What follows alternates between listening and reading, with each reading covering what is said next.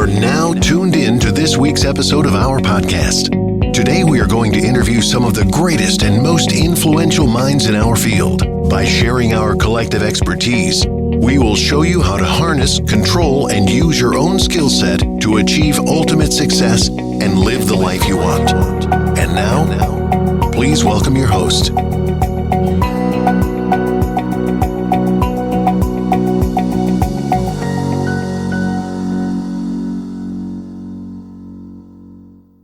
This is The Backstory with Omobola Stephen. It's a balanced, objective, unbiased and disruptive conversation on government and politics. We shine more light on what has not worked and what would make it work. And now, to the finest, personable and engaging host extraordinaire, Omobola Stephen. Tune in. Good to have you once again. This is Omobola Stephen, the host of The Backstory with Omobola Stephen. On The Backstory, we like to focus on what has not worked and what will make it work. Focusing on government and politics and other subtopics on the government politics, like the environment, society, and culture. Today, I have Manuj Aggarwal, who is a global thought leader in startups and AI. He's also an elite tech consultant and business mentor. He's there on the show today now to talk about AI and how it's going to change the world. Welcome, Manuj. Thank you so much for having me. Thank you. Thanks for joining me on the show. Now we know what we'll be talking about AI. AI is come to stay, and we all agree to that. But really, talking about AI reading our mind, is it time for us to begin to worry?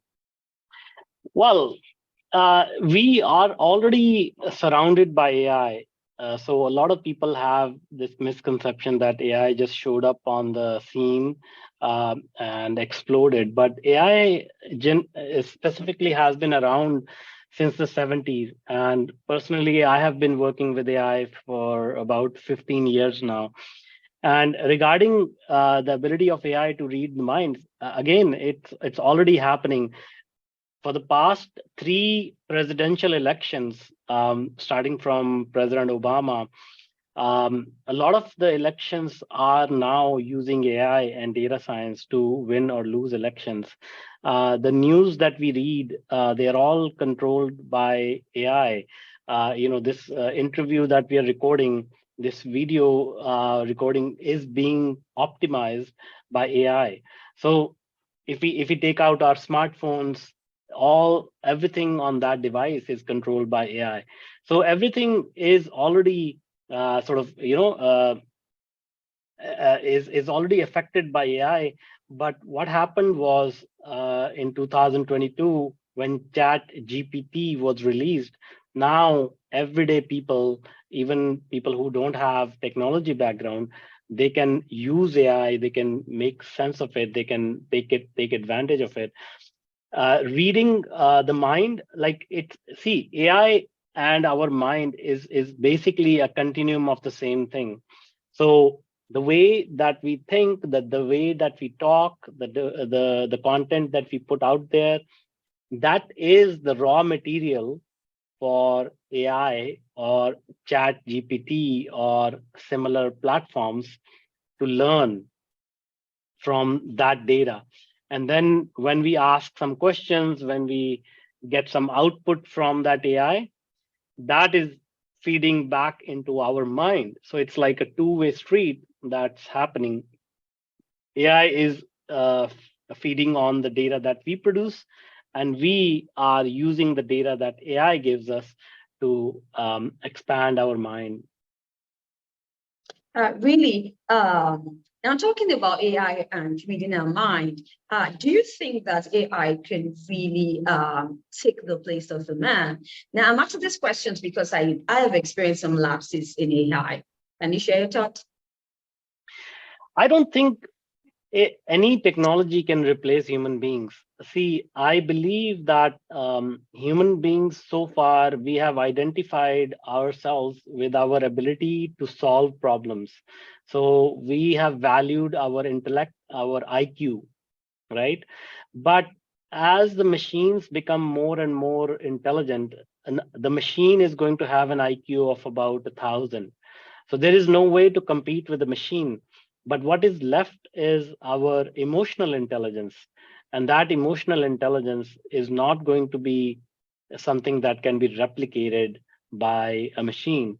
So if you listen to somebody as a human being, you can connect with them at an emotional level. You can understand their humanity. You can understand, what feelings are they feeling. That is not something that a machine can replicate. Right. So, what does the meditation and AI, what do they have in common, really? See, as I said, so what we are talking about is our human mind, and meditation is a tremendous way to really understand your own mind. A lot of what we experience in the world, a lot of the thoughts, a lot of actions we take, they are actually controlled by our subconscious mind. And with AI, I've been meditating for decades, but when I talk to a lot of people about meditation, a lot of people say I cannot meditate because I don't have time, or my mind is too busy. So now with AI, I can give you this exercise. You can try it on your own, and the audience can try it. It's I call it the magic wand effect. So use AI. So let's say you want to accomplish something in the next 30 days. So don't make it a very large goal, like don't make it something that you want to achieve in your lifetime, but something simple. Let's say you want to sign a deal, or you want to visit your parents, or you want to take a trip with your family in the next 30 days. So use AI to write a detailed description of what that experience was like, and use AI to write a story, detailed story about this experience as if it has happened in the past, and write it in the first person. So when you write this whole detailed story, AI will give you that detailed scenario, how it has unfolded. Read it out yourself multiple times for the next several days. And the feelings and emotions you will experience while reading this story is basically very close to what meditation is. So once you start to understand how our mind works, how our thought patterns work, how our thought patterns control our reality, and how AI can really help you create some vivid thoughts, some very detailed uh, thoughts in your mind, that's when you can realize the connection between meditation and AI. Does it make sense? Really, it does. But is this something that we need to acquire, or is it innate in us that we really need to harness? We all have it. The problem is that we are not good at communications. We are not good at expressing our thoughts even to ourselves. So if I talk to somebody and I say, okay, what is your goal in life? They will say, I want to make $1 million. But when I ask them, okay, what are you going to do with those $1 million?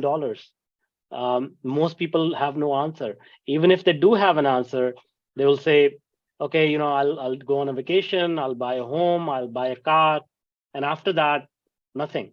They have no clarity on what they want to experience in life. So that ability is innate in us, but without these tools, without these guidance, without these frameworks, most people don't use that ability. Right. Now, so talking about the mind, how can we use the mind, the power of the mind, to achieve anything? Now, how possible is that? See, our mind is the main driving force for anything that we achieve in life, anything that we experience in life. And the problem is that the way that we have been conditioned by society, and the way the education system has been set up, we are not generally allowed to think independent thoughts. And so then what we do is we try to conform with the rules that have been laid out by society, and we minimize our potential.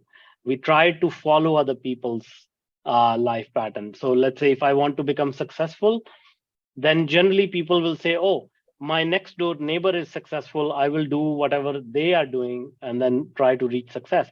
But the fact that um, You really need to understand your own potential, your own passion, your own path. And when you do that, you can utilize the power of your mind to create that life for you. And so the power of mind is paramount. That's everything in this world. And if you can understand it, if you can harness it, then you can achieve anything in life. Oh, really? Thanks for sharing your thoughts, Manuj. Now, I'd like us to talk about neurodiversity. What's the role in achieving success? Tell me more. Yeah. See, the thing is, if you are working on achieving something significant, we have to realize that you cannot achieve anything without the help of other people, without a great team, without people with complementary skill sets helping you.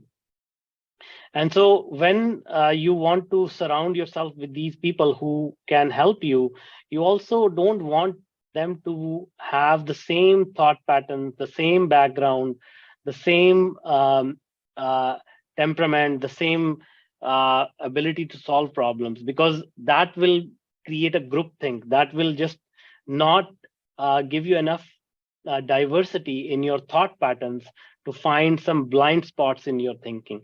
But when you have people from various backgrounds, from various life experiences, even from different parts of the world, they bring a different perspective on every problem. And when you have multiple opinions, uh, the when you take the best of all the solutions that people bring to you to the table, that solution is going to be much more effective, much more efficient than if you have a solution from people who think alike, who look alike, and who have the same background. They will only be thinking about their own point of view. But when you have neurodiversity, you will be looking at it from multiple angles, and you will find success much easier, faster. All right, Manuj, I just like us to quickly go back to AI and government. I know that's very important. Who do you think is controlling whom at this time? And also, do you think that AI is ready? Do you think that the world is ready for AI to upend the global economy? Well, who is controlling who is a very difficult question. But if you read some statistics, you will see that AI is actually disrupting every industry, every country, and China is number one in adopting AI in every aspect of their economy.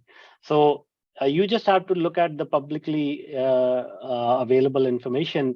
Countries in Asia, specifically China, as I said, China, Taiwan, Vietnam, India, in the Middle East, Saudi Arabia, UAE, these countries are adopting AI at a rapid pace, and they are modernizing their economies. And in terms of AI, yes, it is, as I told you, AI is already shaping our economy. As Apple is, I think, $3 trillion company now. And how did they become so wealthy? Is because of AI. Because their iPhone platform, the apps, all of that is optimized by AI. If you look at the richest person in the world, Elon Musk, for example, Tesla car company is AI company. His rocket company, SpaceX, is an AI company, because AI is used to land those rockets in the middle of the ocean. If you talk about Jeff Bezos, Amazon is an AI company. So if you look around, all these successful people have become successful because of AI. So yes, definitely, AI is ready to disrupt economies and help people make a lot of money. Those who will take notice and take advantage of this technology wave that is upon us. All right. Thank you once again for that. Do you have any projects in the pipeline or any interesting news you'd like to share with my audience? Yes, we work with the various clients, small and big, who want to implement AI. We are helping various businesses. One is a online music school. Another one is a Fortune 500 company who want to implement AI. Another one is an accounting company who want to use AI to automate their business. Another one is a marketing company who want to use AI to be more productive. So there are so many examples of companies that we have worked with to implement solutions in their businesses. All right. Wish you best of luck in the projects you're embarked upon. So thank you so much. Thank you. All right. So what parting word you like to share with my audience? Maybe about AI or any other information. Say that again. Can you repeat the question? What parting words you like to share with my audience? Probably about AI or any other motivation you like to share. See, I'll share a few statistics. So the IBM CEO has said that AI is going to add about $10 trillion to the world economy by 2030. So the world economy right now is about $96 trillion, which means that AI is going to add 10%, more than 10% to the world economy in the next 7 years. And I will also share another statistics or a quotation by Peter Diamandis, who is one of the leading scientists in the world and entrepreneur. He has said that by the turn of this decade, again by 2030, in next 7 years, there's only going to be two types of businesses. One who is using AI and embracing AI, and another one who's out of business. So that's the extent of opportunity, and that's the extent of how stakes are high for people to understand this technology and use this technology to their advantage. Absolutely, absolutely. We'll be looking into that. Thank you for sharing your thoughts on the show, Manuj. Any social media handles I know that you have, you can share your social media handles and also your website. Yeah, I mean, the best thing is connect with me on LinkedIn. LinkedIn is where I'm most active. Just let me know that you heard me on this podcast and what are you trying to do and how can we help you achieve those goals. Absolutely. Thank you once again, Manuj Aggarwal. You're a global thought leader in startups and AI, also a business mentor and an enlightened consultant. Thank you for sharing your thoughts on how AI is going to change the world going forward. I wish you the best of luck once again, all the projects that you're embarked upon. Thank you. Same to you. Thank you so much. All right. Now, if you'd like to catch up with any missed episodes of the Backstory with Omobola Stephen, you can do so on any podcast distribution platforms or any cross-promotion platforms that you bump into online, and do have an amazing time. Listen to experts and professionals share disruptive mindset conversations on topics on the government, politics, society and culture, and the environment, and also technology. Now, I need you to stay safe and be good. I hope so.